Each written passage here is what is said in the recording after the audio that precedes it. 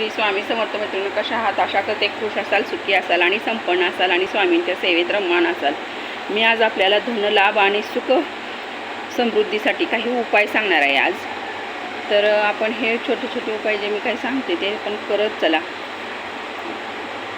देवाऱ्यात आपण श्रीयंत्राची पूजा करावी. नंतर लाल वस्त्रात गुंडाळून ते श्रीयंत्र आपल्या तिजोरीत, जिथे आपण पैसे सोने म्हणजे आपलं जे काही किमती साहित्य आपण ठेवतो तिथं हे श्रीयंत्र गुंडाळून ठेवायचे आहे. ज्या घरात रोज श्रीसुक्ताचे पठण नित्य होते तेथे लक्ष्मीचा वास अवश्य असतो. म्हणून रोज आपण श्रीसुक्ताचे पठण दिवे लागण्याच्या वेळेस केले पाहिजे.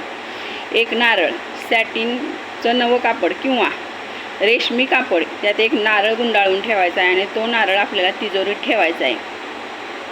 प्रत्येक गुरुवारी तुळशीला दूध अर्पण करायचे आहे. रोज पूजेच्या वेळी देवीच्या फोटोला किंवा श्रीयंत्राला आपल्याला रोज एक नागकेशर अर्पण करायचे आहे आणि मनोमन देवाला धनप्राप्तीसाठी प्रार्थना करायची आहे.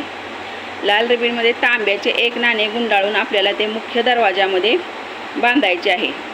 देवघरात शेंडी असलेले नारळ ठेवायचे आहे. पैशासंबंधी काही कामे असली तर आपल्याला ती बुधवारी किंवा सोमवारी किंवा बुधवारी करायचे आहेत. असे हे काही छोटे छोटे उपाय आहेत, ते आपण नियमाने पाळले तर आपल्यात धनवृद्धी होण्यास मदत होते. आपण हे छोटे छोटे उपाय करून बघा आणि आपल्याला काय लाभ मिळतो ते मला कमेंटमध्ये लाभ मिळाल्यानंतर नक्की सांगा. श्री स्वामी समर्थ. जय जय स्वामी समर्थ.